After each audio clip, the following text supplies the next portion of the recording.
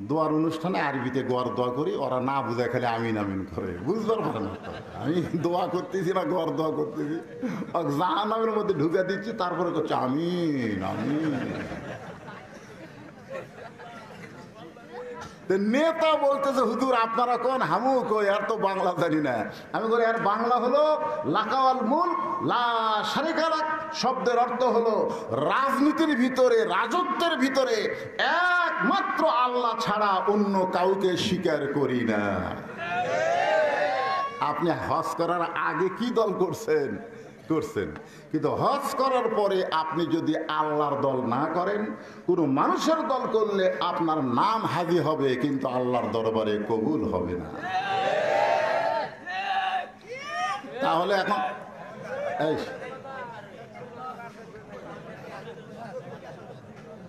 মাথার সমস্যা নেই, ওটা হচ্ছে বায়লুল পাগলের মতন, বলবেন না?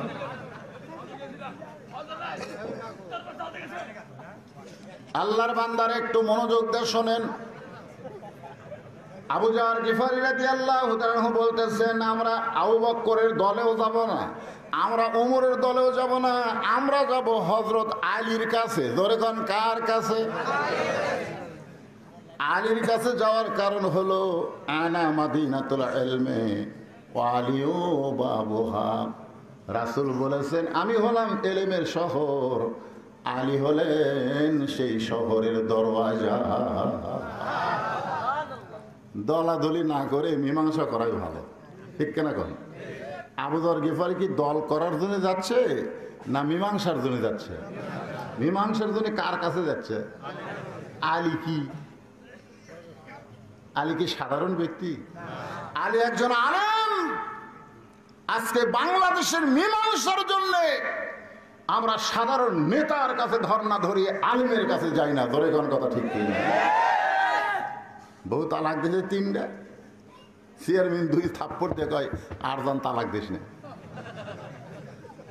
এমন সময় আমি যাচ্ছি, আমাকে হুজুর একটু দোয়া করেন। কিসের দোয়া ভাই? কয় আমরা কাম করছি হুজুর, আপনি খালি দোয়া করেন। বলে কি কাম করছেন? বলে এই ছেলে রাগ করে বউ 3 তালাক দিছে, আমরা 2 থাপ্পড় দিয়ে বউয়ের হাতত দিছি। আমি কইলাম ভাই এটা তো ইসলামে জায়েজ নাই, আমি দোয়া করতে পারবো না। তখন বলে হুজুর তাহলে আপনি যান, এই মেম্বার এই তুই দোয়া কর। তাই আমি ফট করছি এটা বসলাম। মেম্বার আর দোয়া করার সাহস পায় না। আমি বললাম মেম্বার সাহেব দোয়া করেন। কয় হুজুর আমরা দোয়া করতে পারি কিন্তু আলেম থাকলে পারি, আলেমরা যদি না থাকে তাহলে আমরা দোয়া করতে পারি, আপনি থাকতে আমি দোয়া করে পারবো না। তাহলে বউ তালাক দিয়ে তুমি নেতার কাছে যাবা কেন? তুমি আলেমের কাছে যাবা। ধরে কোন কথা ঠিক কি না? আবু জার গিফারী বললেন আবু বকরের দল হয়ে গেছে, উমরের দল হয়ে গেছে, এখন মারামারি শুরু হবে। ধরে কোন ঠিক কি না? একদল দাফন করবার যাবি আর একদল লাঠি নিয়ে আসবি। আল্লাহ নবী নূরের তৈরি না মাটির তৈরি, এই নিয়ে আমাদের বাংলাদেশে মারামারি আছে না নাই? ধরে কোন আছে না নাই? আসলে নবী কিসের তৈরি এইটা মীমাংসার দরকার। 2টা দল হলে চলবে না। ওয়াতাসিমু বিহাবলিল্লাহি জামিআ ওয়ালা তাফাররাকু। আল্লাহ বলেছেন তোমরা দলাদলি করো না, বরং তোমরা একত্র হয়ে যাও। তোমরা একত্র হয়ে থাকলে পৃথিবীর কোনো ইহুদি খ্রিস্টান, পৃথিবীর কোনো বৌদ্ধ হিন্দু তোমাদের একটা পশম পর্যন্ত উগড়াতে পারবে না। ধরে কোন কথা ঠিক কি না? কারণ মুসলমান হলো বরের জাত আর কাফের বেঈমান হলো বর যাত্রী।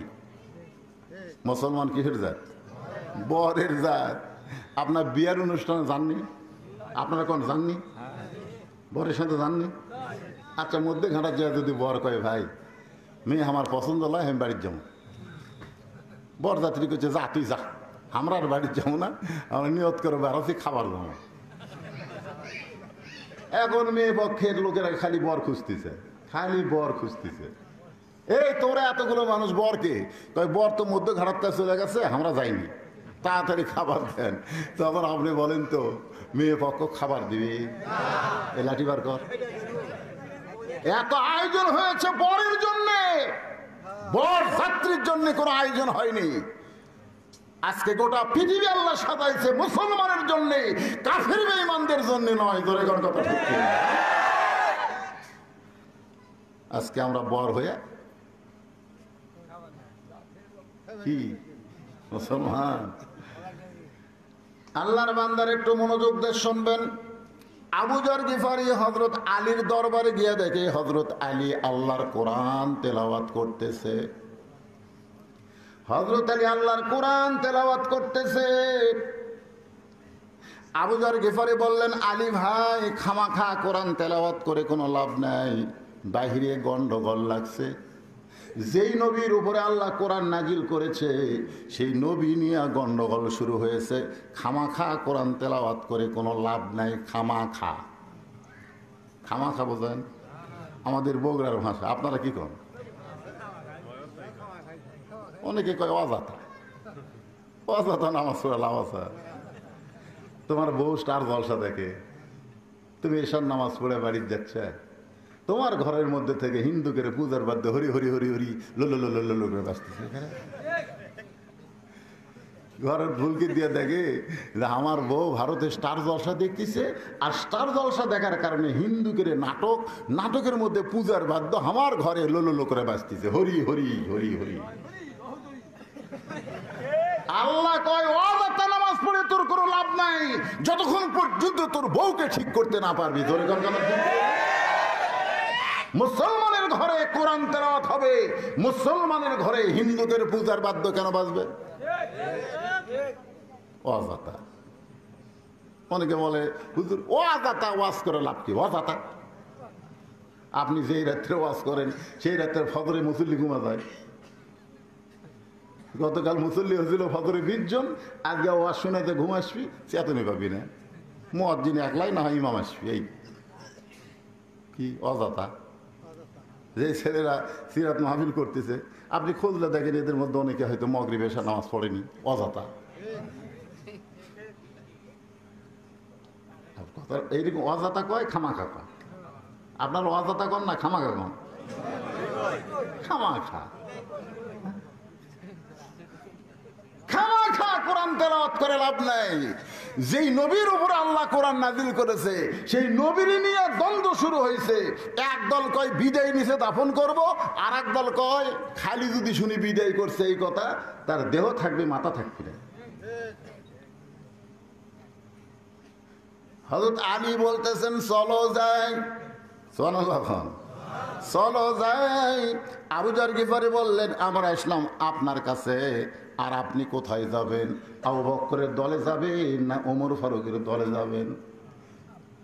আমরা আসলাম আপনার কাছে মীমাংসার জন্যে, কিন্তু আপনি বললেন চলো যাই। আপনি কি আবু বকরের দলে যাবেন না ওমর ফারুকের দলে যোগ দেবেন? আলী বলতেছেন, আবু যর, যারা পরিচিত মুসলমান হবে তারা কোনোদিন মানুষের দল করবে না। আবু বকরের দল করাও জায়েজ নাই, ওমরের দল করাও জায়েজ নাই। মুসলমানকে কেবলমাত্র দল করতে হবে আল্লাহ। তাহলে কি বলতেছেন? আবু বকরের দল করাও যাবে না, ওমরের দল করাও যাবে না।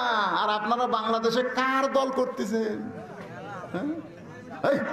কার দল করতেছে? মুসলমানের বাচ্চা যদি হও তাহলে কোনো মানুষের দল করা চলবে না। মানেন বা না মানেন, সিরাতে রাসূল শোনেন। কার দল করবেন? আরো জোরে, জোরসে বলুন। জোর হলো না? যারা বলতেছেন না, যারা বলতেছেন না তাদের দুই কান্দে দুই মুহুরি।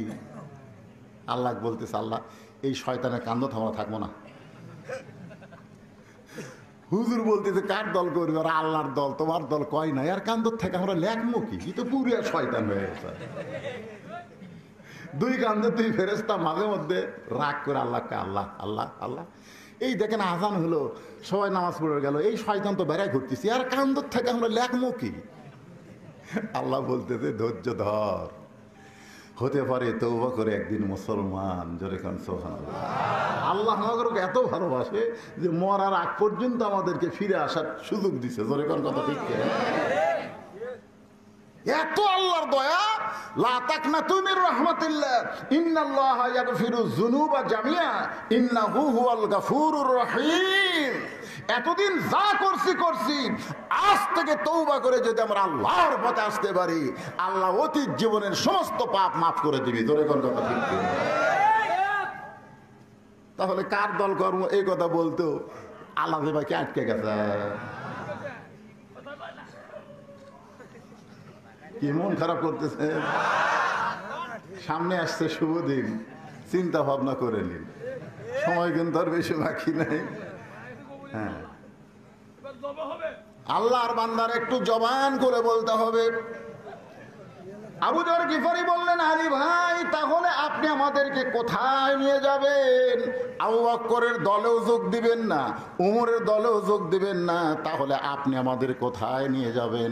আলী বলতেছেন, তোমাদেরকে এমন একটা জায়গায় নিয়ে যাব যে জায়গায় গেলে মীমাংসা হবে। আপনারা বলেন তো, মীমাংসার দরকার আছে না নাই? আবু যর গিফারি বললেন, আমাদের কোনো আপত্তি নেই, যে জায়গায় গেলে মীমাংসা হবে আমরা সেই জায়গায় যেতে চাই। আজকে সিরাতে রাসূল মাহফিলে আপনারা বলেন, আলী সমস্ত সাহাবীদেরকে নিয়ে যে জায়গায় যাচ্ছে সেই জায়গায় কি আপনারা যাবেন? যেখানে গেলে মীমাংসা হবে। জোরে কোন কি হবে? বাংলাদেশে মীমাংসার জায়গার নাম হলো মসজিদ। মীমাংসার জায়গার নাম হলো মসজিদ। নামাজ শুরু করছে, নামাজের আগে তো খেয়াল করে, কিন্তু যেই নামাজ শুরু করছে ইতিমধ্যে দুইজন দুই ধারের ডান আছে। ডান পাশে যে ডান আছে তাই হলো সুদারু, আর বাম পাশে যে ডান আছে সে হলো ঘুষাড়ু। ওই এখন এরকম আল্লাহু আকবরকে হাত বান্ধিছে, এখন আর হাত খোলা যাবে? এই কতক্ষণ হাত খোলা যাবে? হাত খোলা যাবে না তো, কারণ আল্লাহু আকবার কান ধরে এরকম আসামি হয়ে গেছি আল্লাহর কাছে। জোরে কোন কথা ঠিক কিনা? আসামি কোনোদিন বসা থাকে না দাঁড়ায় থাকে। এই জন্য আল্লাহ বলেছেন, কুম কুম মানে কি? দাঁড়াও, লিল্লাহি, আল্লাহর জন্য, কনিতের আনুগত্য নিয়ে। এখন কতকগুলা সারাদিন ঘরে 10 কেজি ব্যাগলিয়া বাজার করে আর মসজিদে যায় সিয়ারত বসে। জোরে কোন কথা ঠিক? সারা জীবন শয়তানি করে বুড়া বয়সে আল্লাহ ধরতে কেরে। যে মেশিন সবসময় চলে না, হঠাৎ চলাবার চান, চলবি। ওই যৌবন বয়সে নামাজ পড়েনি, ওর হাঁটুর বিয়ারিং টিয়ারিং সব জাম মারছে। এখন উপর হয়ে যে শেষদা দিবি, মাজার যে বিয়ারিং আছে, নাট বল্টু আছে, জাম মারছে। ওই এখন ওর সিয়ারত বসে থাকলে এই এই করতেছে। আমি বলি, সিয়ারত যদি নামাজ পড়তে চাও মিয়া, এমন জায়গা তুই ধরলু রে, এই ধরা খালি রাস্তা ধরলে তোর আমি চাপা ফাটাতাম। ধরে কোন কথা ঠিক কিনা? কিন্তু এমন জায়গা আমাকে ধরলি যেখানে মিথ্যা বলা যাবে না। আমাদের বাংলাদেশে তারা নামাজ পড়ে না, তারাও ঝগড়া লাগলে বলে, বিশ্বাস যদি না করিস মসজিদ ছুঁয়ে খাবো, সব বিশ্বাস না করিস সব মসজিদ ছ। আমি বললাম, কে রে নামাজ পড়িস না, মসজিদের কি বুঝিস? নামাজ না বললে কি হবে হুজুর, মসজিদ আল্লাহর ঘর, এটা আমরা বিশ্বাস করি।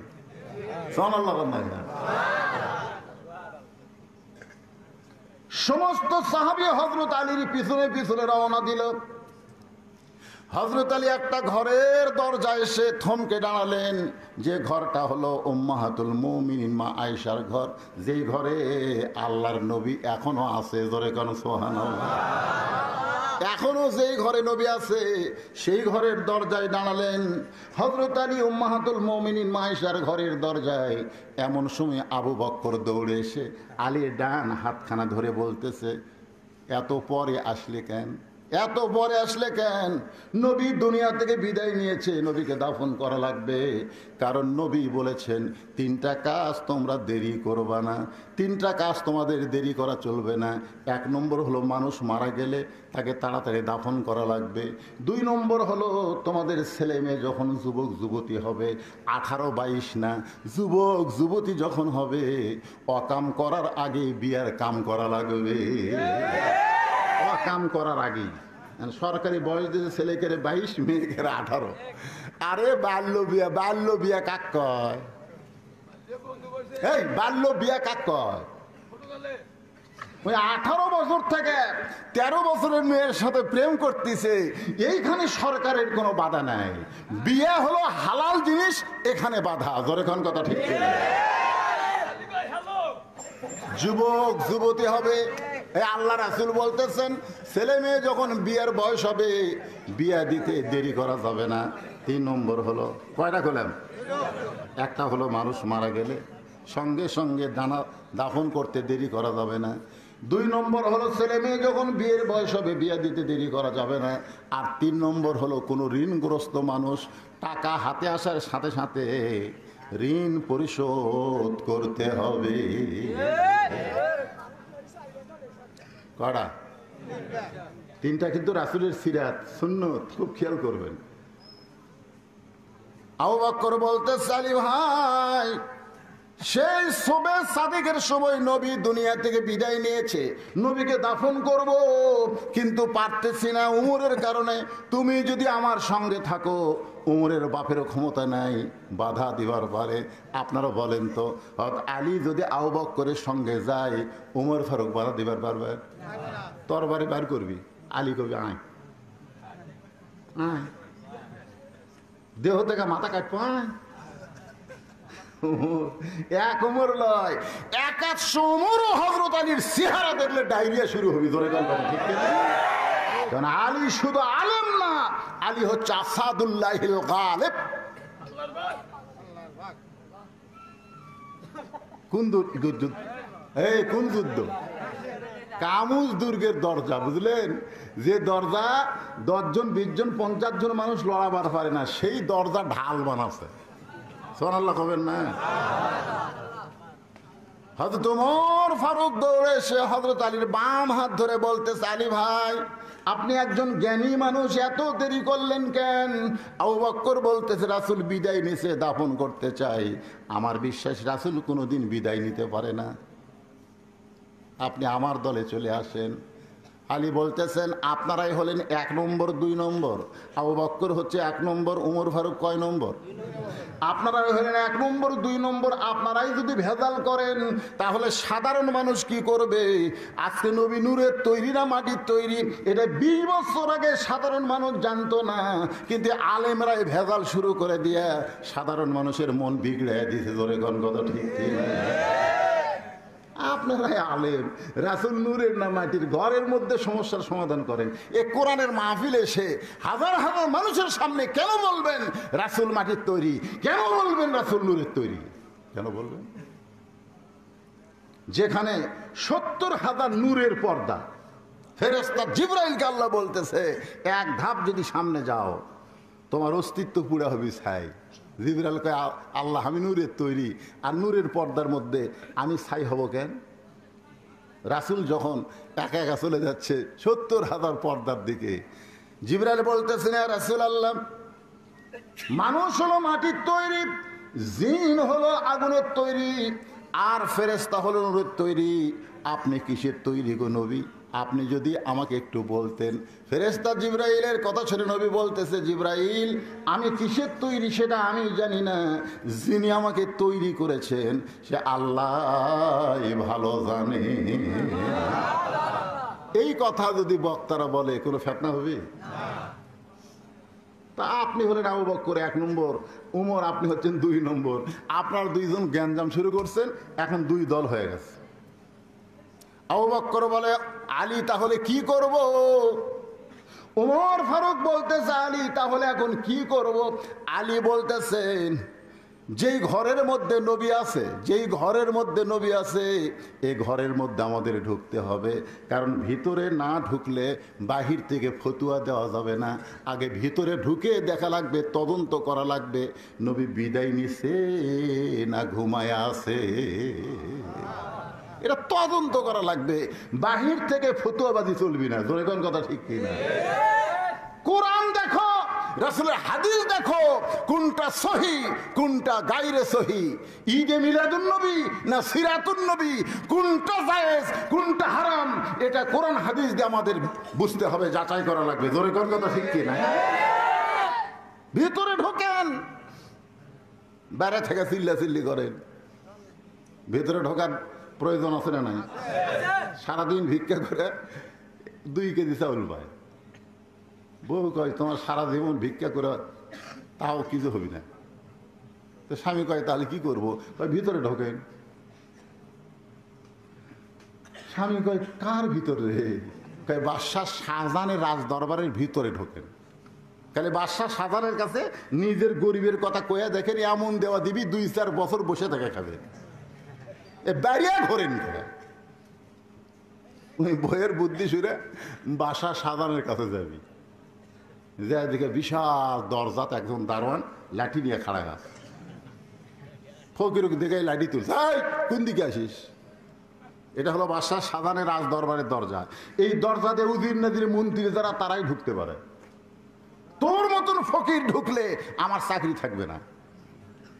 ফকির দেখতেছে এখানে ডাইরেক্ট কাজ করা যাবে না। উদউ ইলা সাবিলি রাব্বিকা বিল হিকমাহ, জোরে কান সুবহানাল্লাহ। দৌড়ে গিয়া দারোয়ানের 2 পা খপ করে ধরছে। 2 পা ধরে 2 টোটা চোখের পানি দারোয়ানের পায়ে পড়ছে। দারোয়ান লাঠি ফেলে দিয়ে বলতেছে, ভাই তুইও যা আমিও তাই। তুই ভিক্ষা করে খাস আর আমি দরজা পাহারা দিয়ে খাই, আমাদের মধ্যে কোনো তফাৎ নাই। ফকির বলতেছে তাহলে দরজা খুলে দাও। দারোয়ান বলতেছে, পাগল, আরো 16টা দরজা আছে, প্রত্যেকটা দরজায় একটা করে দারোয়ান লাঠি নিয়ে দাঁড়ায় আছে। আমি তোরে ছাইড়া দিলে ওই দারোয়ান গুলা ছাড়বে না। ফকির বলতেছে খালি তুমি ছাড়া দাও, পরের দারোয়ান ছাড়বে কি ছাড়বে না সেটা আমার ব্যাপার। প্রথম দরজার দারোয়ান ঠাট্টা করে দরজা খুলে দিতে, ঠাট্টা বোঝেন না যা, পরের দারোয়ানের পিটন খাই এমনি বার হইল। ওই দরজা খোলা পায় ভিতরে ঢুকেছে। দ্বিতীয় দরজার দ্বারা লাঠি তুলে বলতেছে, ফকির ঢুকলা কেমনে? ফকির ঢুকলা কেমনে? ফকির বলতেছে, কেমনে ঢুকলাম যদি জানবার চাও তাহলে প্রথম দরজার দারোয়ানের কাছে যাও। আমার পরিচয় শুনে কাঁপতে কাঁপতে দরজা খুলে দিয়েছে। দ্বিতীয় দারোয়ান চিন্তা করে, এর যদি পরিচয় না থাকবে তাহলে প্রথম দরজার দারোয়ান দরজা খুলবে কেন? খামাকে আমি দরজা বন্ধ করে চাকরি নষ্ট করব না। ফকিরের চেহারায় সিআইডি হতে পারে। এইভাবে দারোয়ান সমস্ত দরজা পাড়ি দিয়ে রাজ দরবারের ভিতরে ঢুকেছে। ইমাম গাজ্জালি বলেন, মুসলমান তোমাদের কয়েকটা দরজা আছে, তার মধ্যে প্রথম দরজা হলো মৃত্যুর দরজা। মৃত্যুর দরজায় কলেমা পড়তে পড়তে, কলেমা শাহাদত পড়তে পড়তে যদি মরতে পারো, কবর বলো, হাসর বলো, মিজান বলো, পুলসিরাত বলো, আর কোনো দরজায় তোমাদেরকে আটকানো হবে না। অফুতিহাত আবু আবুহা সালামুন আলাইকুম তিবতুম ফাদখুলুহা খালিদিন। একে রাজ দরবারের মধ্যে ফকির। প্রধানমন্ত্রীর সাথে দেখা। প্রধানমন্ত্রী বলতেছে, কি বলি, এতগুলো দরজা পাড়ি দিয়ে যেই বেটা ভিতরে ঢুকছে কি বলি? ফকির বলতেছে, মুখ বন্ধ করে আছিস করে, বাসা সাধান কুটি। প্রধানমন্ত্রী চমকে উঠছে, ওরে সর্বনাশ, আমরা সম্রাট জাহাপনা বলে সম্বোধন করি আর এই বেটাকে বাসা সাধান কুটি। কাঁপতে কাঁপতে বলতেছে, বাবাজি আপনাকে চিনি না। বলে, চিনার দরকার নেই, বাদশা কোথায় আগে সেটা কর। বলো, ওই ছোট্ট ঘরের ভিতরে। ফকির ছোট্ট ঘরের কাছে গিয়ে দেখে দরজা বন্ধ। একটা জানালার পাল্লা দিয়া ভিতরে তাকায় দেখে একজন মানুষ 2 হাত তুলে কাঁদতেছে আর বলতেছে, ও বাদশার বাদশা, তোমার দরবারে আমি ফকির। 2 চোখ দিয়ে দর দর করে পানি পড়তেছে। ফকির মনে মনে কয়, এতদিন বাহির থেকে মনে করেছিলাম বাদশা শাহজাহান, কিন্তু আজকে ভিতরে ঢুকে দেখলাম তুইও যা আমিও তাই। এটা ভিতরে না ঢুকলে বোঝার উপায় নাই। জোরে কোন কথা ঠিক কিনা? ফকির চিন্তা করে, এতদিন বাহির থেকে মনে করেছিলাম বাদশা শাহজাহান, কিন্তু আজকে ভিতরে ঢুকে দেখলাম তুইও যা আমিও তাই। তুইও ফকির আমিও ফকির। আর ফকিরের কাছে ফকির ভিক্ষা চাবে না। তুই যার কাছে 2 হাত তুলে কাঁদতেছিস, আমিও তার কাছে ভিক্ষা চাইতে চাই। কারণ ভিতরে না ঢুকলে আসল বাদশার খবর পাবেন না। কোরআনের ভিতরে ঢোকেন। এই যে কোরআন দেখতেছেন, এই কোরআনের ভিতরে ঢোকেন। 29 পারার প্রথমেই আল্লাহ বলতেছেন, এই বাংলাদেশের প্রধানমন্ত্রী বাদশা না, প্রেসিডেন্ট বাদশা না, আমেরিকার প্রেসিডেন্ট বাদশা না, আসল বাদশা হলো তাবারাকাল্লাযী বিয়াদিহিল মুলকু ওয়া হুয়া আলা কুল্লি শাইইন কাদির। বাইরে থেকে আপনি কোন দাফন কর্ম, আর আপনি বলতেছেন যদি বলে কেউ বিদায় নিয়েছে তার দেহ থাকবে মাথা থাকবে না। বাইরে থেকে পেছাল পারেন কেন? ভিতরে ঢোকেন। আপনারা বলেন তো ভিতরে ঢোকার দরকার আছে না নাই? আল্লাহ কি বলেছে? উদখুলু ফিস সিলমি কাফা। খাইলে আদা আদি ঢুকলে হবি না। শীতের দিনে যদি আপনি সবই ঢাকিছেন কিন্তু দুটো পাও বাইর করে থোছেন, মাঘ মাসের দিনে ল্যাপের মধ্যে সবই আছে কিন্তু দুটো পাও খেলে বের করে থোছেন, আপনি বলেন তো শরীর গরম হবে? কারণ ঢুকলে পুরি ঢোকা লাগবে। জোরে কোন ঠিক কিনা? আপনি মশার দিনে মশারের বাইরে দেহ থোছেন কিন্তু হাতটা খেলে বাইরে থোছেন। মশা কবি ওর হাতের উপরে কাজ আদায় করবো রে। জোরে কর কথা ঠিক কিনা? তার মানে কি বোঝা গেল? গোটা দেহ ঢোকা লাগবে। বাসের মধ্যে যখন বসবেন তখন দেহ গোটাই বাসের মধ্যে রাখতে হবে, হাত মাথা জানলা দিয়ে বার করা যাবে না। জোরে কর কথা ঠিক কিনা? আপনি এগুলা সবই বোঝেন, এগুলো আপনি সবই বোঝেন, কিন্তু বছর অন্তর 12 রবিউল আউয়াল তারিখে আপনি শুধু আশেকে রাসূল হবেন। আল্লাহ রাসূলের জিন্দেগি, আল্লাহ রাসূলের সিরাতকে আমলে নিয়ে আসবেন না, তাহলে আপনি পুরোপুরি ইসলামের মধ্যে ঢুকতে পারবেন না। জোরে কোন কথা ঠিক কিনা? এখন হযরত আলী বলতেছেন ভিতরে ঢোকা লাগবে, সুবহানাল্লাহ, তদন্ত করা লাগবে।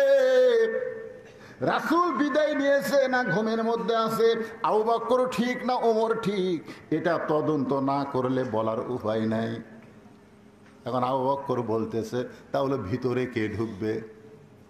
এখন ভিতরে কে ঢুকবে? 1 লক্ষ থেকে 1.25 লক্ষ সাহাবী, সুবহানাল্লাহ। নবী যখন দুনিয়া থেকে বিদায় নিয়েছে 1.25 লক্ষের বেশি সাহাবী নবীর, তাহলে ভিতরে কে ঢুকবে? হযরত আলী বলতেছেন ঘরের মালিক যিনি সিদ্ধান্ত দিবেন তিনি। ঘরের মালিক যিনি সিদ্ধান্ত দিবেন তিনি। ঘরের মালিক হচ্ছে উম্মাহাতুল মুমিনিন আয়েশা যাকে ঢোকার অনুমতি দিবে সেই ঢুকবে। ওমর ফারুক মনে মনে চিন্তা করে আয়েশা হলো আবু বকরের বেটি রে, যাই দাফন করবি ওরই ভাগ্যে এখন ঢোকা চলবি। হযরত আলী বলতেছেন মা, আপনারা সকলে বলেন মা। নবীর বউ আমাদের কে হয়? উম্মাহাতুল মুমিনিন। হযরত আলী বলতেছেন মা, নবীর সিরাত এবং সুরত নিয়ে বাহিরে গ্যাঞ্জাম বেঁধে গেছে মা। এখন আপনার কাছে আমরা সিদ্ধান্ত চাচ্ছি, নবী বিদায় নিছে না ঘুমের মধ্যে আছে, এটা তদন্ত করার জন্য একজন সাহাবী ঢুকবে। আপনি এখন কাকে সিদ্ধান্ত করবেন? মা আয়েশা হিকমতের সাথে বললেন নবীর মাদ্রাসার 1 নম্বর ছাত্র যিনি, তদন্তের দায়িত্ব পাবেন তিনি। 6 লক্ষ হাদিসের হাফেজা, সুবহানাল্লাহ। এই শালা আসাদ নূর কয় যে 6 বছর বয়সে নবী আয়েশাকে বিয়ে করছে। কে রে শয়তান, তুই জানিস না? 6 বছর বয়সে বিয়ে করলেও 9 বছর বয়সে নবীর সংসারে আইছে। আল্লাহ জানে যে নবী বিদায় নিয়ে নবীর উম্মতের মধ্যে অনেকগুলো মহিলা উম্মত থাকবে, তারা তো নবীর কাছে পুরুষের কাছে যাইতে পারবে না, তারা মা আয়েশার কাছে শিক্ষা গ্রহণ করবে। এই জন্য কোনো পুরুষ যেটা পারে নাই সেটা মা আয়েশা পারছে। সর্বপ্রথম কোরআনের হাফেজ, সর্বপ্রথম 6 লক্ষ হাদিসের হাফেজ। আদরে কান সুবহানাল্লাহ। কি মনে করছেন? এখন মা আয়েশা যেই কথাটা বললেন, কোনো জ্ঞানদাম আছে? কোনো হিংসা আছে? কোনো ফিতনা আছে? বললেন নবীর মাদ্রাসার 1 নম্বর ছাত্র যিনি, তদন্তের দায়িত্ব পাবেন তিনি। সমস্ত সাহাবী চিল্লায় বললেন নবীর মাদ্রাসার 1 নম্বর ছাত্র হলেন আবু বকর। ওমর ফারুকও বলে আবু বকর, ওসমানও বলে আবু বকর, আলীও বলে আবু বকর। সমস্ত সাহাবী একমত। এক নম্বর ছাত্র হলেন আবু বকর। এখন আবু বকর মা আয়েশার দরজায় গিয়ে বলতেছে, আসসালামু আলাইকা ইয়া রাসূলুল্লাহ। সালামটা শিখেন পারে? আমি গেছিলাম মৌলভীবাজার 1 বছর ওয়াজ করবার, তো সব বলতেছে হুজুর দোয়ার আগে একটু কিয়াম করা লাগবে। কিয়াম করে কি করা লাগবে? কয় রাসূলকে সালাম দেওয়া লাগবে। আমি কিভাবে? বলি ইয়া নবী সালাম আলাইকা ইয়া রাসূল সালাম। আমি বললাম সম্পূর্ণ হারাম। আমার কয় হুজুর দলিল কি? দলিল হলো আসসালামু ক্বাবলাল কালাম, কোনো কথাবার্তা বলার আগেই দেওয়া লাগবে সালাম। কেউ যদি বলে হুজুর আসসালামু আলাইকুম, সালাম হবে না, আগে সালাম তারপরে হুজুর বলা লাগবে। জোরে কোন কথা ঠিক কি না? কেউ যদি বলে চেয়ারম্যান সাহেব আসসালামু আলাইকুম, সালাম হবে না, কারণ আগে সালাম তারপরে চেয়ারম্যান সাহেব বলা লাগবে, কারণ আগে সালাম তারপরে কালাম। জোরে কোন কথা ঠিক কি না? তাহলে ইয়া নবী আগে কয়া পরে সালাম দিলে রাসূলের হাদিসের খেলাফ হয়ে যাবে। এই জন্য আবু বকর সালাম দিলেন, আসসালামু আলাইকা ইয়া রাসূলুল্লাহ, আসসালামু আলাইকা ইয়া হাবিবাল্লাহ। সালাম দিতে আপনাদের আপত্তি আছে? কারণ সিরাত মাহফিল তো সবাই সালাম দেন। আসসালামু আলাইকা ইয়া রাসূলুল্লাহ। একদল ফেরেশতা আছে, আপনি যেই মাত্র নবীকে সালাম দিলেন সঙ্গে সঙ্গে নবী রওজার পাশে গিয়ে বলবে, ইয়া রাসূলুল্লাহ ইসলামপুরে তোমার সিরাত মাহফিল হচ্ছে, তোমার পাগল উম্মতেরা অত দূর থেকে তোমাকে সালাম দিয়েছে, আমরা ফেরেশতারা সেই সালাম তোমাকে পৌঁছাইয়া দিলাম। 3 বার সালাম দিছে, আসসালামু আলাইকা ইয়া শাফিউল মুসলিমিন। সুবহানাল্লাহ বলে। আয়েশা একটু দরজা খুলে দে মা, একটু দরজা খুলে দে। যেই মাত্র মা আয়েশা দরজা খুলেছে, একটু মনোযোগ দিয়ে শুনবেন সিরাত মাহফিল। যেই দরজা খুলেছে সঙ্গে সঙ্গে আবু বকর রাদিয়াল্লাহু ঢুকছে। মা আয়েশা দরজা বন্ধ করে দিলেন। দরজা বন্ধ করে খফ করে বাবার হাত ধরছে।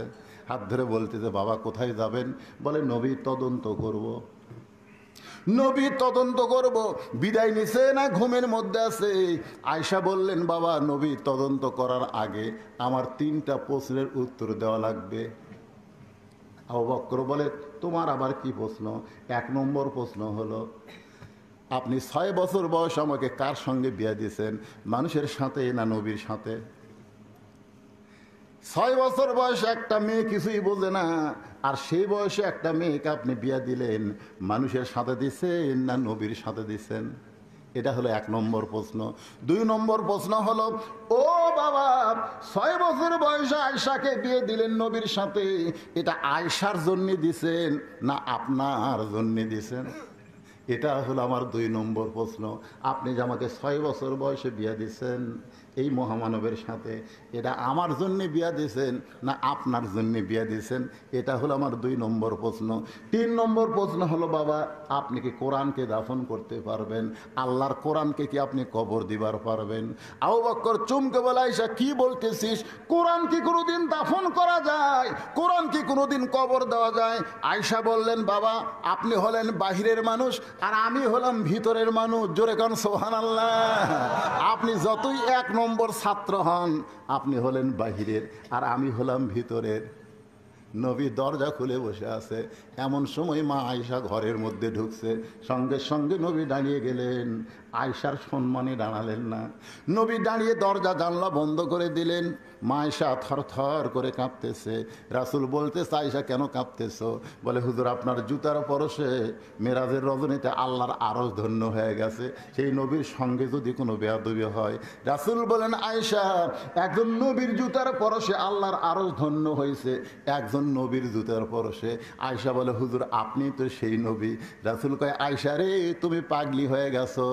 যতক্ষণ দরজা জানলা খোলা ছিল ততক্ষণ আমি সেই নবী ছিলাম, কিন্তু দরজা জানলা যখনই বন্ধ করেছি আমি আর নবী নাই আয়েশা, আমি হলাম স্বামী আর তুমি আমার বিবি।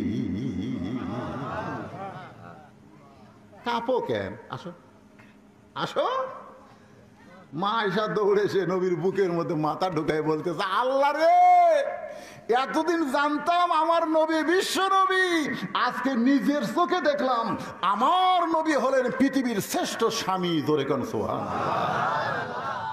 নবী বুকের মধ্যে নিয়ে আস্তে করে পিঠের উপর একটা ঠাসি দিছে। নিজের বউকে বুকের মধ্যে নিয়ে পিঠে ঠাসি দেওয়া সুন্নত, সিরাত শুনবেন না? এ কয়দিন ঠাসি মারছেন? আমি কিন্তু নিজের বউয়ের কথা কছি। আবার 14ই ফেব্রুয়ারিতে প্রেমিকার ঠাসি মারেন না, নিজের বউ বুকের মধ্যে নিয়ে দেখেন কথা দিয়ে আর সিরিয়াস শোনেন, এর দিয়ে এরকম একটু ঠাসি ঠাসি মারতে যেই সঙ্গে সঙ্গে আল্লাহ কয় জিবরাইল, এ জিবরাইল, জিবরাইলকে আল্লাহ লব্বাইক, আমি আপনার কাছে আছি তো। কি কন? তাড়াতাড়ি কোরআন নিয়ে নবীর কাছে যা। নবী ঘরের মধ্যে যে আমল শুরু করছে, আমি আল্লাহর আরশ পর্যন্ত খুশি হয়ে গেছে। তোরে করছে জিবরাইল চমকে গেছে, কিন্তু নবী কি আমল করে না, যে আমল করার কারণে আল্লাহর আরশ খুশি। আল্লাহ কয় তাড়াতাড়ি নবীর কাছে যা। ফেরেশতা জিবরাইল কোরআনে আয়াত না নবীর ঘরের বাইরে সালাম দেয়, আসসালামু আলাইকা ইয়া রাসূলুল্লাহ। কোনোদিন কিন্তু জিবরাইল বলেনি আসসালামু আলাইকুম ইয়া রাসূলুল্লাহ, কোনোদিনও বলেনি। আমাকে সালাম দিবেন আসসালামু আলাইকুম বলা লাগবে, আর নবীকে সালাম দেবেন আসসালামু আলাইকা বলা লাগবে। আরবিতে 1 বছর 2 বছর বহু বছর আছে। কা হলো 1 বছর, কুমা হলো 2 বছর, আর কুম হলো বহু বছর। আমাকে সালাম দিতে আসসালামু আলাইকুম বলতে হবে, কারণ আমি একলা না, আমার 2 কান্দে 2টা ফেরেশতা আছে। সুবহানাল্লাহ বলে। আর নবীকে সালাম দিতে কা বলার কারণ হলো নবী একলাই, নবীর কান্দে কোনো ফেরেশতা নাই। যেই নবীর পায়ের তালুতে জিব্বা বের করে জিবরাইল সুরবুরি দিয়ে চেতন করে মেরাজে নিয়ে যায়, সেই নবীর কান্দে চড়ার যোগ্যতা কোনো ফেরেশতার নাই। ধরে সৈয়দ রাসূল তো বহু শুনছেন, এই পয়েন্ট শুনছেন। একবার হযরত বেলাল বলতেছে, ইয়া রাসূলুল্লাহ, আমরা কবরে গেলে মুনকির নাকির আমাকে 3টা প্রশ্ন করবে। জোরে কোন কয়টা? কিন্তু আপনি যখন কবরে যাবেন, মুনকির নাকির আপনাকে কয়টা প্রশ্ন করবে? আল্লাহ রাসূল বললেন, বেলাল তোমার ধারণা কি? বেলাল বলতেছে, ইয়া রাসূলুল্লাহ, আমার ধারণা হলো আপনাকে 2টা করবে। রাসূল বললেন, কোন 2টা করবে? বলে, মান রব্বুকা ওমা দীনুকা, এই 2টা প্রশ্ন আপনাকে করবে, কিন্তু ওমান নাবিউকা প্রশ্ন আপনাকে করবে না, কারণ আপনি শুধু নবী না, আপনি হলেন ইমামুল আম্বিয়া। আল্লাহ রাসূল বললেন, বেলাল, মানুষ মরে গেলে কবরে গেলে মুনকির নাকির তাকে প্রশ্ন করবে, কিন্তু আমার যদি মৃত্যু না হয় রে বেলাল, তাহলে আমাকে কেমনে প্রশ্ন করবে? এ কথার দ্বারা বোঝা যায় আমাদের নবী মরা নবী না, আমাদের নবী হলেন হায়াতুন নবী। আল্লাহর বান্দার একটু মনোযোগ দিয়ে শুনবেন। বড় কষ্ট করে মেহনত করে যুবকেরা সিরাত মাহফিল করতেছে, সেই নবী সম্পর্কে আমাদের জানার দরকার আছে না নাই? জোরে জোরে আছে না নাই? মা আয়েশা 3টা প্রশ্ন করছে। ও বাবা, 3য় প্রশ্ন হলো, আপনি কি কোরআন দাফন করতে পারবেন? আবু বকর চমকে বলে, আয়েশা, কোরআন কি কোনোদিন দাফন করা যায়? আয়েশা বলতেছে, বাবা, আপনি হলেন বাহিরের মানুষ, আপনি ভিতরের খবরও জানেন না। ভিতরের খবর হলো আল্লাহর কোরআনও যেমন, আল্লাহর নবীও হলো তেমন। আবু বকর বলে, আয়েশা, তোর প্রশ্নের উত্তর দেওয়ার প্রস্তুতি আমি নেই নাই। সুবহানাল্লাহ। তুই যে আমাকে 3টা প্রশ্ন করবি, 6 লক্ষ হাদিসের হাফেজা, আমি কি এত জ্ঞানী নাকি? আমি তোর প্রশ্নের উত্তর এখন দিতে পারবো না। এখন নবী তদন্ত করা লাগবে আয়েশা, কারণ লক্ষ সাহাবী বাহিরে অপেক্ষা করতেছে, লক্ষ সাহাবী বাহিরে অপেক্ষা করতেছে। আয়েশা রে, নবী তদন্ত করা লাগবে। এই কথা বলে যখন 1 ধাপ সামনে যায়, এমন সময় একটা জান্নাতের কান্না কানে আসতেছে। কে যেন করুণ স্বরে কাঁদতেছে, ওই কান্না যেন আল্লাহর জান্নাত থেকে আসতেছে। আবু বকর বলে, আয়েশা, আলোকিত নবী দুনিয়া থেকে বিদায় নিল, ঘরটা এত অন্ধকার, কে কান্দে এমন করে? মনে হয় জান্নাত থেকে কান্নার আওয়াজ আসতেছে।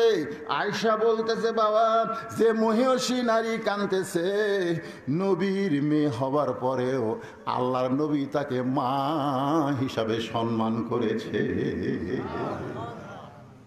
বাবা, যে মহিষী নারী কাঁদতেছে, নবীর মেয়ে হওয়ার পরেও নবী তাকে মা হিসাবে সম্মান দিয়েছে। আপনার বলেন তো তার নাম কি?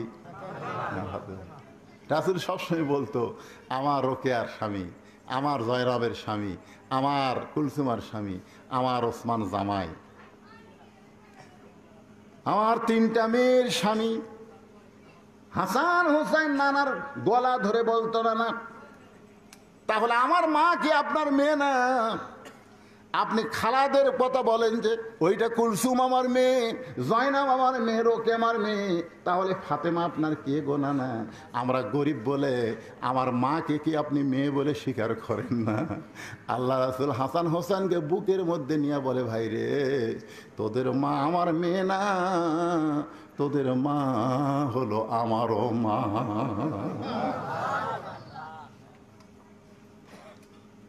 নবীর 3টা বিবি নবীর কাছে বসে আছেন। নবী যখন বিবির কাছে থাকেন তখন কিন্তু নবী হিসাবে থাকেন না, স্বামী হিসাবে থাকেন। সুবহানাল্লাহ খান। 3টা বউয়ের নাম হলো উম্মে সালমা, সাউদা আর আয়েশা। 3টা বউ নবীর সঙ্গে হাসি খুশি গল্প করতেছে। এমন সময় নবীর মেয়ে ফাতেমা ঘরের মধ্যে ঢুকছে। যেই ঘরের মধ্যে ফাতেমা ঢুকছে, সঙ্গে সঙ্গে বসা নবী দাঁড়িয়ে বলতেছে, মা আপনি কষ্ট করে কেন আমার ঘরে আইলেন? আমাকে ডাকলেই তো আমি আপনার ঘরে ঢুকতাম। আয়েশা নবীর জুব্বা টেনে ধরে বলতেছি, ইয়া রাসূলুল্লাহ, আপনার মেয়ে ঘরের মধ্যে ঢুকলো আর আপনি বসা নবী দাঁড়িয়ে গেলেন। আপনি তাকে মা সম্বোধন করলেন, আপনি সম্বোধন করলেন, ও নবী গো, এমন করে কেন সম্মান করলেন? আল্লাহ রাসূল বললেন, আয়েশা, দুনিয়ার সবাই জানে ফাতেমা আমার মেয়ে, কিন্তু আমি নিজের চোখে দেখেছি ফাতেমা হইল আমার মা। আয়েশা 6 লক্ষ হাদিসের হাফেজা, নবীকে চেপে ধরে বলতেছে, ইয়া রাসূলুল্লাহ, ফাতেমা আপনার মেয়ে আমরাও জানি, মা হইল কেমনে, একটুকু আমাদের বলবেন না? আল্লাহ রাসূল বললেন, তাহলে শোনো। তাইফের ময়দান থেকে সিরাতে রাসূল, তাইফের ময়দান থেকে রক্তমাখা শরীর নিয়ে কলেমার দাওয়াত দিয়ে নবী আমার গোটা দেহ রক্তাক্ত করছে। আজকে বাংলাদেশে কলেমার দাওয়াত দেয়, যদি বলে ভাই কিসের দাওয়াত, কয় কলমার দাওয়াত দেই। কয় বছর হলে দাওয়াত দেন? বলে আমার 20 বছর হয়ে গেছে, 20 বছর কলমার কাজ করতেছি। দিকে পাঞ্জাবি খোলেন তো, কোনো দাগ আছে নাকি? পাঞ্জাবি খুলে দেখে তেল তেলা, তাহলে কি কলমার দাওয়াত দে? তেল তেলা শরীর কেড়ে। সারা জীবন ডিসি আসিল, এসপি আসিল, বুড়া বয়সে দেখে সুদের টাকা ঘুষের টাকা খাইয়া ঢাকাত কয়েকটা বাড়ি বানায়, এখন সিল্লাত বের হচ্ছে, জোরে ঘনকাত বের হচ্ছে। আল্লাহর বান্দারা একটু মনোযোগ দিয়ে শোনেন। তাবলীগ বাল্লিগু আন্নি ওয়ালাউ আয়া, একটু মনোযোগ দিয়ে শোনেন। তাবলীগের কথা কোরআনেও আছে, হাদিসেও আছে। ওমান আহসানু কাওলাম মিম্মান দাআ ইলাল্লাহ ওয়া আমিলা সালিহান ওয়া ক্বালা ইন্নানি মিনাল মুসলিমিন। রক্তাক্ত শরীর নিয়ে যখন ঘরের মধ্যে নবীর 3টা মেয়ে একসাথে ঢুকছে। কয় মেয়ে? রোকেয়া, জয়নাব আর কুলসুমা ঘরের মধ্যে ঢুকি বলতেছে, বাবা আপনাকে বললাম আমাদের মা খাদিজা কয়েকদিন আগে দুনিয়া থেকে বিদায় নিয়েছে, আপনি তাইফে যান না বাবা, তাইফের মানুষ ভালো না। এই দেখেন এত পাথর আপনাকে মারছে, গোটা দেহ রক্তাক্ত হয়ে গেছে, এই কষ্ট আপনি কেমনে সহ্য করবেন? 3টা মেয়ে নবীকে বলতেছে, এই কষ্ট আপনি কেমনে সহ্য করবেন? রাসূল বলে, আয়েশা, আমার 3টা মেয়ে যখন ঘর থেকে বের হয়ে যায়, এমন সময় ফাতেমা ঘরের মধ্যে ঢুকে দরজা বন্ধ করে দেয়। ফাতেমা ঘরের মধ্যে ঢুকে দরজা বন্ধ করে দেয়। আল্লাহ রাসূল বললেন, ফাতেমা দরজা বন্ধ করলি কেন? ফাতেমা বলে, বাবা মারেফতের কিছু আলোচনা আছে, শরীয়তের আলোচনা না, মারেফতের কিছু আলোচনা আছে। রাসূল বলে, ফাতেমা কি আলোচনা করবি? বলে, আপনার সঙ্গে না, আপনার আল্লাহর সাথে। আপনার আল্লাহ ইব্রাহিম নবীর জন্য নমরুদের আগুনের চুলা শান্তির বাগান বানায় দেয়। আপনার আল্লাহ মুসা নবীর জন্য সাগরকে রাস্তা বানায় দেয়। কিন্তু আপনার আল্লাহ কি জানে না এই বছর আপনার চাচা মারা গেছে, এই বছর আপনার দরদের বিবি খাদিজা আমার মা মারা গেছে, আর সেই বছর আপনি তাইফে গেলেন, তাইফের পাথরগুলো কি আপনার আল্লাহ তুলা বানাবার পারলো না? ওরা পাথর মারলো, কিন্তু এই পাথর যদি আপনার গায়ে তুলা হয়ে লাগতো তাহলে গা দিয়ে রক্ত বের হতো না। বাবা, রক্তাক্ত দেহ দেখার পর আমার কলিজা দিয়ে রক্ত ঝরতেছে। বাবা, এই কষ্ট আমি কেমনে সহ্য করব? 3 মেয়ে বলেছে এই কষ্ট আপনি কেমনে সহ্য করবেন? আর ফাতেমা কান্দে আর কয় এই কষ্ট আমি কেমনে সহ্য করব? আমার কলিজা দিয়ে রক্ত ঝরতেছে। রাসূল বলে আয়েশা রে, দরজা খুলে বাহিরে গেল, উঠানে পানি গরম করতেছে, জয়তুনের তেল গরম করতেছে, আর 2 হাত বুকে মারতেছে আর বলতেছে আল্লাহ, আপনি যদি বাবা থাকতো, আল্লাহকে বলতেছে আপনার বাবা যদি আজকে তাইফে যাইতো আর তাইফবাসী যদি আপনাকে পাথর মারতো, আপনার বাবাকে পাথর মারতো, তাহলে আপনার কেমন লাগতো? আল্লাহ, আপনার বাবা নাই, এই জন্যে আমার বাবার চিন্তা আপনি করলেন না। রাসূল সিল্লাই বলে ফাতেমা, আল্লাহর সঙ্গে এমন কথা বলা যায় না। ফাতেমা বলতেছে মায়ের পেটও থাকতেই তো মা ফেরাছেন, আপনি বাবার দরদ কি বুঝবেন? পানি গরম করে, জয়তুনের তেল গরম করে ঘরের মধ্যে সে আবার দরজা বন্ধ করে দেয়। রাসূল বলে ফাতেমা, আবার কেন দরজা বন্ধ করলি মা? ফাতেমা বলে বাবা, আপনাকে একটু গোসল করার লাগবে বাবা, এই জন্যই দরজা বন্ধ করে দিলাম। আল্লাহ রাসূল বলে আয়েশা, আমার গায়ের জুব্বা খুলে ফাতেমার উরাতকে বালিশ বানায় আমাকে শোয়া দিয়া ওই গরম পানির মধ্যে নরম কাপড় চুবড়ায়া তাইফবাসী যত জায়গায় আমাকে আঘাত করেছে প্রত্যেকটা জায়গা পরিষ্কার করে ওই গরম জয়তুনের তেল নরম হাত দিয়ে ফাতেমা যখন আমার দেহের ক্ষতস্থানে লাগায় দেয়, কখন যেন ফাতেমার উরাতকে বালিশ বানায় ঘুমায় গেছি। এত শান্তির ঘুম আমি কোনোদিন পারি নাই। ওই ঘুমের মধ্যে স্বপ্নে দেখি আমার মা আমিনা এসে আমার শিওরের পাশে দাঁড়ায় দাঁড়ায় কান্দে। 6 বছর বয়সে যেই মা বিদায় হয়ে গেছে, সেই মা যখন কাঁদতেছে, আমি স্বপ্নের মধ্যে বললাম মা, আপনি যখন সন্তানকে দেখতে আইছেন আপনাকে আর ছাড়বো না, এই বলে মা বলে যখন খপ করে হাত ধরেছি, এমন সময় ফাতেমা আমার কপালে চুমা দেয়। ফাতেমার চোখের গরম পানি আমি নবীর চোখের মধ্যে ঢুকে যায়। আমি বললাম মা, তুই খালি কান্দিস কেন মা? ফাতেমা বলে বাবা, আপনি স্বপ্ন দেখছেন, আপনি স্বপ্নে মা বলে আমার হাতটা চাইপা ধরেছেন। এই দেখেন বাবা, এখনো পর্যন্ত আমার হাতটা তো আপনি চাইপা ধরে বসে আছেন। আল্লাহ রাসূল বলে ফাতেমা, স্বপ্নে মা বলে যদি তোর হাত চাইপা ধরি, তাহলে তুই শুধু আমার ফাতেমা না, তুই হইলি আমার মা আমিনা। আবু বকর বলতে চাইছে রে, আমি যে নবী তদন্ত করার জন্য ঢুকেছি। আয়েশা বললেন ফাতেমা, তুমি হলা পর্দানিশী, আমার বাবা হলো পরপুরুষ। আমার বাবা যখন নবী তদন্ত করবে, তুমি একটু অন্দর মহলে যাও, জোরে কোন সুবহানাল্লাহ। আবু বকর 1 নম্বর মানুষ, সে মানুষ হলো পরপুরুষ, জোরে কোন কি পুরুষ? কথা কয় না, কি পুরুষ? এখন আমাদের বাংলাদেশে অনেক মুরিদের বইয়ের কাছে পীর সুপুরুষ, মুরিদের বইয়ের কাছে পীর বাবা, এটা বাবা, এটা বাবা, বাবা।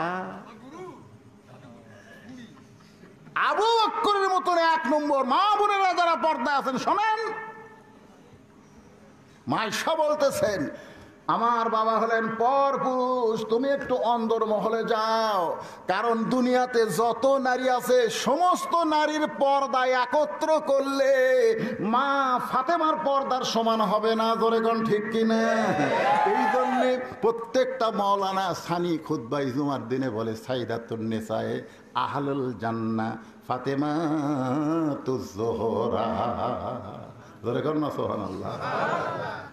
গভীর রাত্রে আলীকে বুকের মধ্যে নিয়ে ফাতেমা কাঁদতেছে। আলী কয় কান্দো কেন? স্বামীকে বুকের মধ্যে নিয়ে কেউ কান্দে? বলে আল্লাহ আমার দোয়া কবুল করছে গো। আলী কয় দোয়া যদি কবুল করে তাহলে আনন্দ করো। বলে কি দোয়া জানেন? বলে কি দোয়া? বলে আল্লাহ আমার পর্দা কবুল করছে। আল্লাহ আবার বলছে পর্দার মধ্যেই ফাতেমা তোমার মৃত্যু হবে। আমি বলতেছি আনন্দ করো যে সারা জীবন পর্দা করলো, পর্দার মধ্যেই তার মৃত্যু হবে, এটা তো ভালো। অনেক লোক সারা জীবন পর্দা করে অ্যাক্সিডেন্ট করে যখন রাস্তায় কোনো মেয়ে মানুষ মরে গোটা শরীর উলঙ্গ হয়ে যায়। জোরে করে কথা আপনার হয়, শুধু মেয়ে মানুষ কেন, পুরুষ মানুষ অ্যাক্সিডেন্ট করে দেখবেন পরনের কাপড় থাকে না, অঙ্গ প্রত্যঙ্গ সব বার হয়ে যায়। আমরা কোনো সময় বলবো না যে আল্লাহ আমরা ভালো থাকলাম দুনিয়াতে, মরার সময় বেসাইদ হয়ে মরি, এটা আমরা বলবো না। আমরা মরার সময় যেন সুন্দর হয়ে মরি, মুসলমান হয়ে মরি। জোরে কোন কথা ঠিক কিনা? ফাতেমা বলে স্বামী গো, কান্দার কারণ হলো পর্দার মধ্যে আমার মৃত্যু হবে, সেই মৃত্যুটা আজকে রাতে আল্লাহ দিয়া দিবে। যেই মাত্র বলেছে আজকে রাতেই মৃত্যু হবে, গাছের গোড়া কাটলে গাছটা যেমন পড়ে যায়, আলী তেমন পড়ে গেছে ঘরের মাঝে। মা ফাতেমা মুস্কি মুস্কি হাসতেছে। জোরে খান সুবহানাল্লাহ।